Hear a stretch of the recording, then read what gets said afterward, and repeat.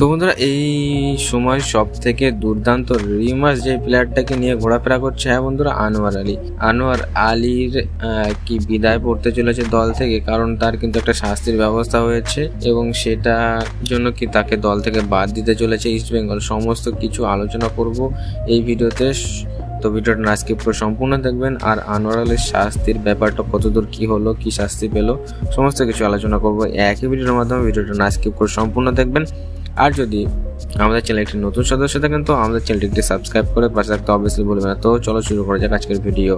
তো বন্ধুরা, আনোয়ার আলীর কথা বললে কিন্তু বলে রাখি, আনোয়ার আলীর শাস্তির বিষয়ে কিন্তু ইস্ট বেঙ্গলের শীর্ষকর্তা দেবব্রত সরকারের কাছে জিজ্ঞাসা করলে সে কিন্তু বলেছে যে আনোয়ার আলীর সম্বন্ধে অ্যাপ্লাই করবে এবং ইস্ট বেঙ্গলও তার সম্বন্ধে অ্যাপ্লাই করবে অল ইন্ডিয়া ফুটবল ফেডারেশনের কাছে, এবং তার শাস্তি কমানোর জন্য কিন্তু একটি অনুরোধ করা হবে।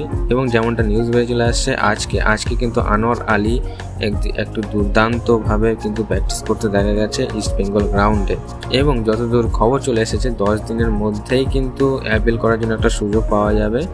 এবং যতদূর সম্ভব জানা যাচ্ছে যে আনোয়ার আলী ঠিক আগের মতোই দলের সঙ্গে যোগ দেবে এবং সেই রকমই খেলতে পারবে। তো এই ছিল আনোয়ার আলীকে নিয়ে আপডেট। তো দেখা হচ্ছে নেক্সট ভিডিওতে। ভালো থাকবেন, সুস্থ থাকবেন, আর কমেন্ট বক্সে অবভিয়াসলি জয় ইস্ট বেঙ্গল কথাটি লিখে যেতে ভুলবেন না।